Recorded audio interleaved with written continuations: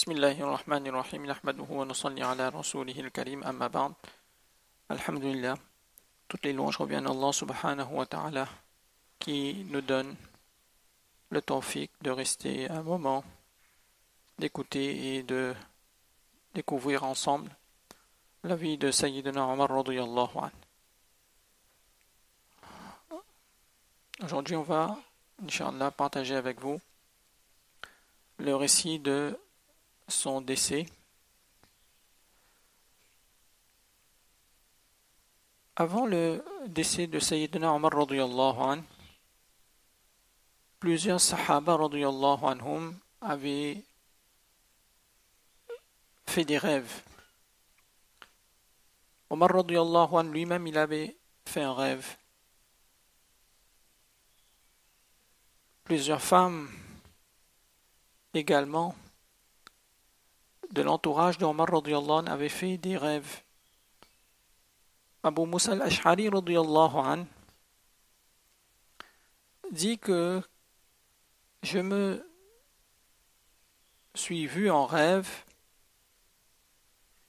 comme si j'étais en train de rattraper plusieurs chevaux. Et ces chevaux se sont mis à disparaître au fur et à mesure les uns après les autres, jusqu'à ce qu'il n'en resta un seul cheval. Alors ce cheval qui est resté, je l'ai pris et je me suis orienté vers la colline de Zalaq. Et c'est là, à cet endroit-là, que dans mon rêve, je vois Rasulullah sallallahu alayhi wa sallam et à ses côtés Abu Bakr radiyallahu anhu. Et dans le rêve que je vois, Rasulullah sallallahu alayhi wa sallam fait un signe à Omar radiyallahu anhu de le rejoindre. Alors le narrateur, quand Abu Musa al-Ash'ari radiyallahu anhu fait part de ce rêve par la suite aux gens, le narrateur qui rapporte ce récit demande à Abu Musa al-Ash'ari radiyallahu anhu, pourquoi tu n'as pas écrit à ce moment à Omar radiyallahu anhu? Pourquoi tu n'as pas partagé à Omar radiyallahu anhu ce rêve que tu as fait? Alors il a répondu, je n'ai pas voulu lui annoncer la nouvelle de sa propre mort. Dans le dernier khutbah de Omar radiyallahu anhu, le vendredi 21 Dhul Hijjah, Omar radiyallahu anhu, dans le khutbah qu'il partage, il dit que moi aussi j'ai fait un rêve. Et je pense que le rêve que j'ai fait annonce mon décès, mon départ. Puis il raconte son rêve, il dit que je me suis vu en train d'être picoré par un coq qui me picore en 2 fois. Et après le khutbah, les gens, dans le rêve que je fais, après le khutbah, les gens viennent à moi et me demandent de nommer un calife après moi. Alors dans le rêve, je réponds à ces personnes en disant qu'Allah subhanahu wa ta'ala ne permettra pas l'anéantissement, la disparition de son dîn ni de son califat. Et tout ce qu'Allah subhanahu wa ta'ala a envoyé avec Rasulullah sallallahu alayhi wa sallam, ces choses seront maintenues.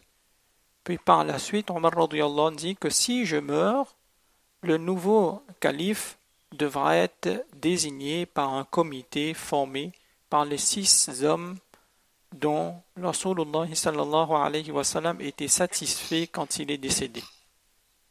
Donc c'est quelques rêves. Il y a d'autres rêves encore qu'on retrouve dans la sira de Omar radiyallahu anhu. Alors, Omar radiyallahu anhu n'accordait pas aux captifs prisonniers des régions conquises la permission de venir s'installer, d'entrer à Madina Munawwara. Il était très réticent que les captifs, les prisonniers de guerre ailleurs, viennent et s'installent à Madina Munawwara, que les Sahaba radiyallahu anhum prennent ces captifs-là et les installent à Madina Munawwara. La Madina Munawwara qui était considérée comme la capitale du calife à l'époque. Et donc les Majous, les Mazdéens d'Iran, de la Perse, de l'Irak, les chrétiens d'Égypte, de la Syrie, Omar radiyallahu anhu ne voulait pas que ces gens-là, ces captifs-là, viennent et s'installent à Madina Munawwara et que les Sahaba radiyallahu anhu qui possédaient ces captifs-là font venir ces gens à Madina Munawwara. Omar radiyallahu anhu était très méfiant et sage et il voyait très loin. Donc il discernait ce que les autres ne discernaient pas. Et ces captifs, ces esclaves, ces prisonniers de guerre détestaient l'islam. Et ils étaient tout le temps dans le complot contre l'islam et les musulmans. Mais malgré cette réticence et ce mécontentement de Omar radiyallahu anhu, certains sahaba radiyallahu anhum possédaient des captifs étrangers à Madina Munawwara.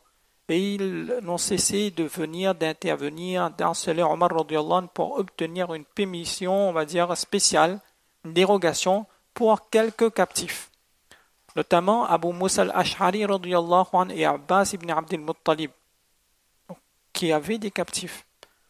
Et Omar radiyallahu anhu a fini par accepter, mais à contre-cœur. Et finalement, ce qu'il redoutait et les avertissements qu'il avait donnés, et ce qu'il redoutait finit par le rattraper. Alors le meurtre de Omar radiyallahu anhu, Amr ibn Maymoun, ce hadith, vous l'aurez dans Bukhari, c'est un hadith connu. Le matin où Omar radiyallahu anhu il raconte, le matin où Omar radiyallahu anhu fut poignardé, Amr ibn Maymoun, rahimahullah ta'ala, dit qu'il n'y avait entre moi et Omar radiyallahu anhu que Abdullah ibn Abbas radiyallahu anhu. Un saf si vous voulez. Et quand Omar radiyallahu anhu passait entre les rangs, il disait Istaou, dressez vos rangs. Et il récitait souvent dans la salat de Fajr les sourates Yusuf ou la sourate Nahl. Ata amrullah. Mais ce matin-là, à peine il avait prononcé le takbir, qu'on l'a entendu crier et dire que le chien m'a tué, le chien m'a piqué, le chien m'a dévoré. 3 coups de poignard, dont un sous le nombril qui a percé l'abdomen de Omar radiyallahu anhu. Puis l'assassin il s'est mis à enfuir et pour s'enfuir, il s'est frayé un passage entre les musallis et il avait préparé, c'était un artisan, il avait préparé un poignard mais à double tranchant. Et pour on va dire, prendre la fuite, il a poignardé 12 voire 13 personnes. Et 7 de ces personnes-là sont décédées parmi ces personnes. Imaginez là l'horreur et si vous voulez, le carnage de ce matin-là. Et un musalli qui a compris ce qui était en train de se faire, qu'est-ce qu'il a fait? Il a pris son bournous. Le bournous, c'est le kurta, le djabba avec comment on appelle ça? La capuche. Et il a envoyé sur cet homme-là. Et quand l'homme il a vu qu'il allait se faire rattraper, il s'est tué lui-même. Il s'est donné la mort lui-même. Alors qui était cet homme? C'était un homme du nom de Abu Lu'lu' Firoz. Abu Lu'lu'. Justement, un prisonnier de guerre qui venait de la Perse, Mazdéen, et qui un artisan que les Sahaba radiyallahu anhu et demandé à Omar radiyallahu anhu de faire venir cet homme-là parce que c'est un excellent menuisier et un orfèvre, donc il peut faire des choses que les gens de Madina Munawwara ne peuvent pas faire. Et c'était un artisan particulier, un esclave particulier. Pourquoi? Parce qu'il n'était pas un esclave, on va dire, sous le contrôle absolu, mais il avait un arrangement qu'il devait payer tous les jours 4 dinars pour rester à Madina Munawwara, et après un certain montant, il allait retrouver sa liberté. Mais malgré tout, les livres nous disent, les sources nous disent que Omar radiyallahu anhu avait demandé à ce qu'on augmente un petit peu cette taxe qu'il devait payer, et il était très méfiant, très mécontent contre Omar radiyallahu anhu, et c'est lui qui a poignardé Omar radiyallahu anhu. Donc à ce moment-là, Omar radiyallahu anhu il prend la main de Abdurrahman ibn Auf et le met en avant pour qu'il continue la salat. Donc les gens qui étaient en avant, les premiers rangs, ont compris qu'il y avait un malaise, mais les gens à l'arrière ne comprenaient pas ce qui s'était en train de se passer, et sauf qu'ils n'entendaient plus la voix de Omar radiyallahu anhu. Et c'est à ce moment-là qu'ils ont dit tous Subhanallah, Subhanallah. Donc finalement, Abdurrahman ibn Auf a pris la place de Omar radiyallahu anhu et il a fait une salat très courte. Dans la première rakat, il a lu Inna a'taynaka al-kawthar et la seconde rakat, il a lu selon les hadiths Idha ja'a nasrullahi wal fath. Et aussitôt la salat terminée, Omar radiyallahu anhu qui demande à Abdullah ibn Abbas radiyallahu anhu, il aimait beaucoup, appréciait beaucoup Abdullah ibn Abbas radiyallahu anhu, il dit va voir qui m'a tué, qui m'a poignardé. Et puis il revient et il dit que c'est l'esclave de Al-Mughira.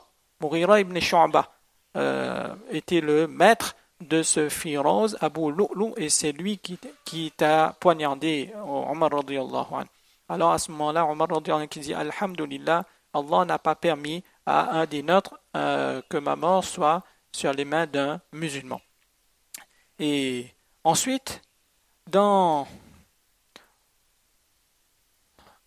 ce moment-là difficile, Omar radiyallahu il a fait cette parole qu'Allah subhanahu wa ta'ala n'a pas permis ma mort sur la main d'un des nôtres. Pourquoi Omar radiyallahu malgré tout, dans ce moment difficile-là, il a eu une pensée, il craignait que peut-être il aurait été injuste envers un des proches et qu'il y a un complot qui s'est fait et que les gens étaient mécontents de lui. Donc ils ont payé quelqu'un ou entre eux, ils avaient pris la décision de l'éliminer. Et donc, il envoie une seconde fois et Abdullah ibn Abbas radiyallahu anhu pour demander et poser les gens cette question, est-ce que cela vient de vous? Et Ibn Abbas radiyallahu anhu qui passe dans la mosquée groupe par groupe et pose des questions et quand il revient, il dit à Omar radiyallahu anhu, les gens pleurent et ils rejettent cela et personne ne connaît cela, n'a été mis au courant de cette atrocité, etc. Donc, Omar radiyallahu anhu est là, il n'a pas lui terminé sa salat. Donc, Ibn Omar radiyallahu anhu dit quoi?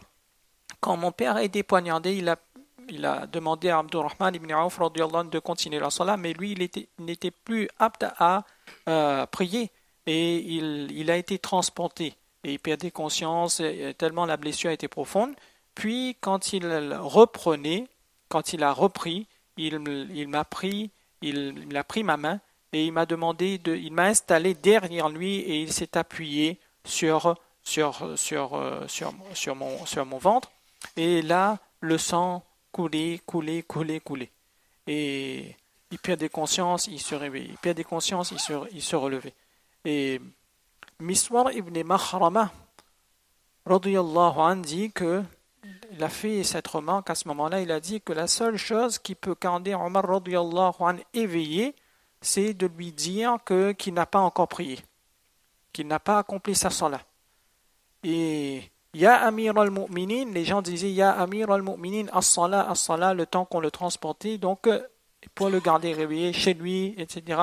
As-salat, as-salat. Et quand il reprenait conscience, il disait quoi? Je n'ai pas prié, la salat est terminée.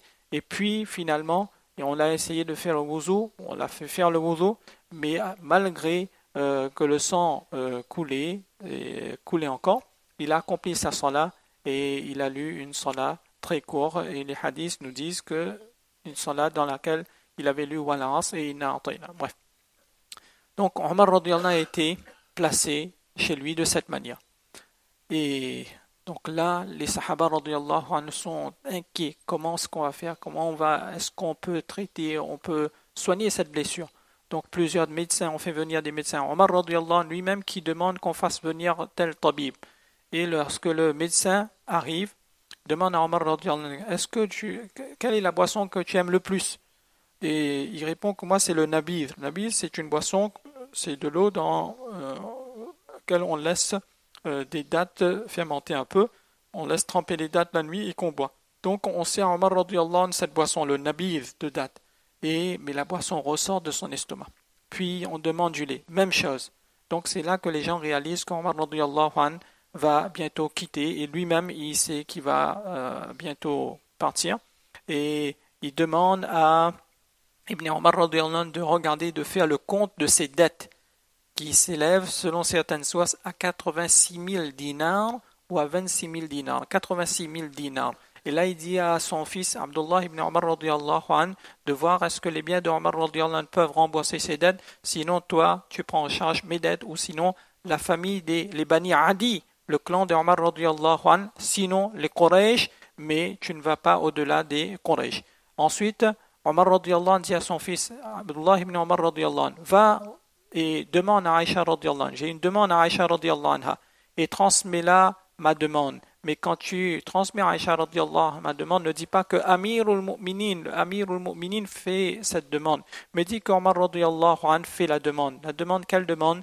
D'être enterré, l'autorisation, la permission d'être enterré à côté de Abu Bakr radiyallahu anhu et de Rasulullah sallallahu alayhi wa sallam. Finalement, quand Ibn Omar radiyallahu anhu va chez Aïcha, Aïcha radiyallahu anha a déjà eu la nouvelle, elle est en pleurs, elle est en larmes et il formule la demande de son père en disant qu'Omar te transmet les salams et demande la permission d'être enterré à côté de Rasulullah sallallahu alayhi wa sallam et d'Abu Bakr radiyallahu anhu, ce qu'elle accepte en disant que j'avais gardé cette place pour moi, je voulais cette place pour moi, mais je la cède à Omar radiyallahu anhu. Donc Ibn Omar radiyallahu anhu revient quand on fait signe à Omar radiyallahu anhu que Ibn Omar radiyallahu anhu est là, il demande qu'on lui redressez-moi.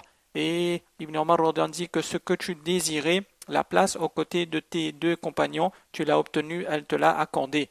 Alors, à ce moment-là encore, Omar radiyallahu anhu dit à son fils, quand j'aurai rendu l'âme et quand on m'aura installé sur mon janaza, avant de m'installer dans cette tombe, dans cette place que Aïcha radiyallahu anha m'a cédée, demande une deuxième fois encore la permission à Aïcha radiyallahu anha avant de m'installer à cet endroit-là. Puis les wufud, des petits groupes par groupe, les gens viennent voir Omar radiyallahu anhu, les sahaba radiyallahu anhum, les gens sahaba radiyallahu anhu de la Syrie, les sahaba radiyallahu anhum des différentes régions qui vivaient à Madina Munawwara sont reçus de cette manière. Puis Hafsa radiyallahu anha, la fille de Omar radiyallahu anhu, accompagnée d'autres femmes arrivent et restent un moment avec son père et échangent avec lui.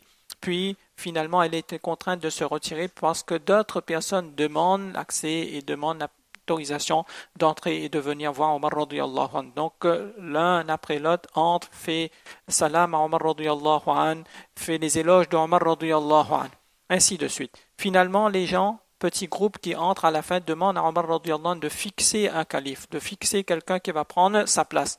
Alors Omar radiyallahu anhu qui dit que mon calife sera un homme parmi les 6 qui restent, que Rasulullah sallallahu alayhi wa sallam était satisfait à son décès: Uthman, Ali, Zubair, Talha, Saad ibn Abi Waqqas et Abdurrahman ibn Auf radiyallahu anhum.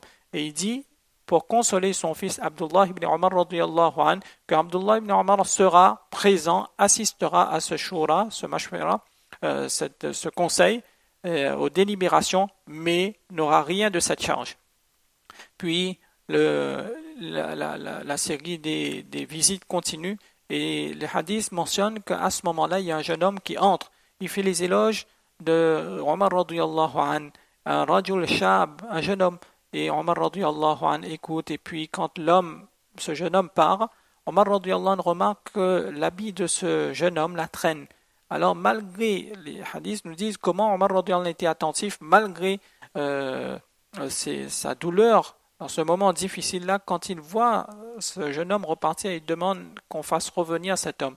Et il dit à cet homme que voilà, ton habit il traîne trop, c'est mieux de le soulever, ça va être mieux ça va préserver ton habit et sera une marque de respect pour piété aux yeux d'Allah subhanahu wa ta'ala. Donc Omar radiyallahu anhu décède suite à cette blessure.